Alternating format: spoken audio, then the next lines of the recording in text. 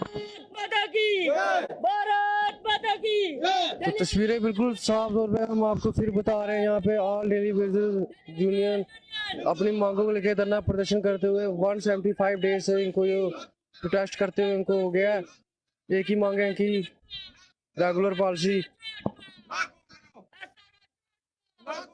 Pending wages, pending wages, pending wages, pending wages. इनका ये कहना है कि 175 दिन से यहाँ पे ये लगातार धरना प्रदर्शन कर रहे हैं कि अभी तक किसी भी एडमिनिस्ट्रेशन की तरफ से कोई भी सबूत लेने इनकी तरफ से कोई भी नहीं आया। दिल्ली बाजार यूनियन, दिल्ली बाजार यूनियन, एसआरओ चोट को, एसआरओ चोट को। तो आइए इनसे बातचीत करें और जाने सर क्या आश्वासन मिला जी।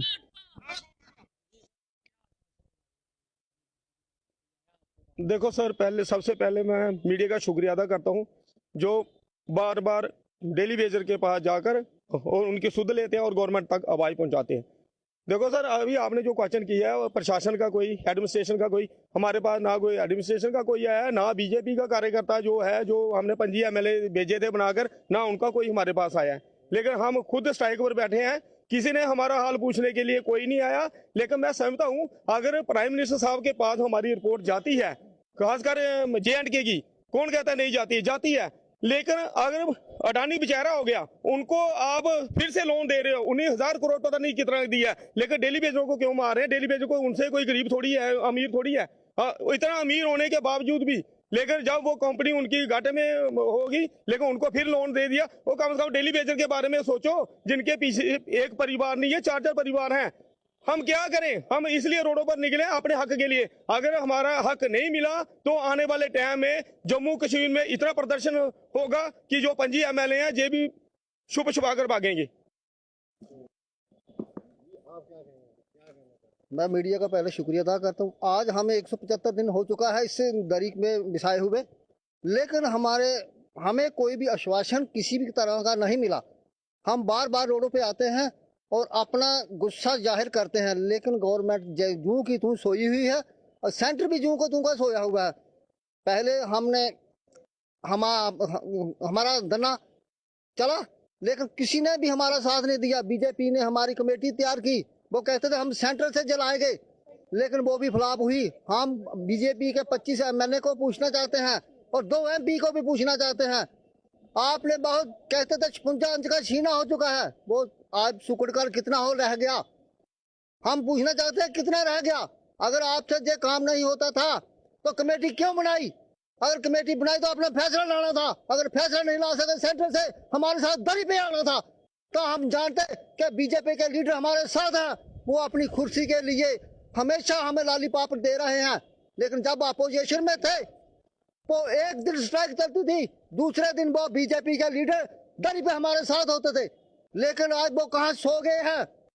हम पूछना चाहते हैं LG साहब, हम यही रिक्वेस्ट करते हैं, यही हमारी रिक्वेस्ट बार बार ये है कि हमारी रेगुलर पॉलिसी और पेंडिंग बेचेज जल्दी से जल्दी रिलीज की जाए, ताकि हम भी अच्छी तरह अपनी जिंदगी और अपने परिवार की जिंदगी सब बसर कर सके। जय हिंद, जय भारत।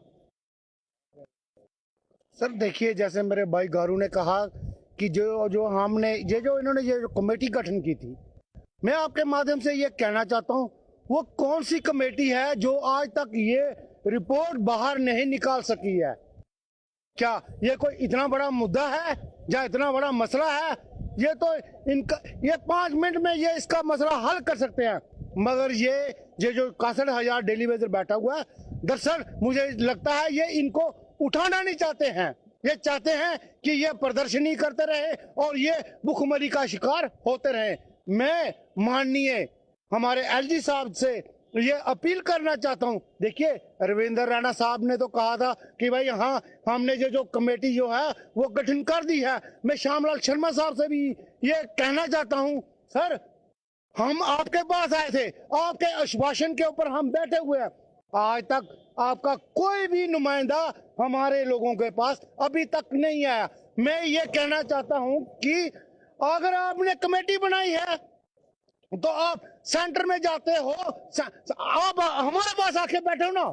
अगर आपकी कोई नई बात सुनता है, अगर आप कहते हो कि हम जम्मू के डोगरे हैं और डोगरों का साथ दे रहे हैं, तो हम भी जम्मू के ही डोगरे हैं। आओ बैठो हमारे पास, दरियों पर बैठो, आपको भी पता चले कि ये इतने दिन से दरियों पर बैठे हुए हैं।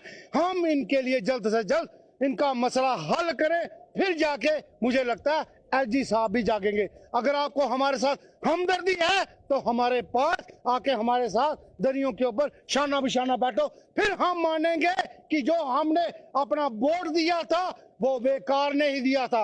ऐसे हमें लगता है, महसूस हो रहा है कि जो जो हमने वोट दिया था वो बेकार होते जा रहा है।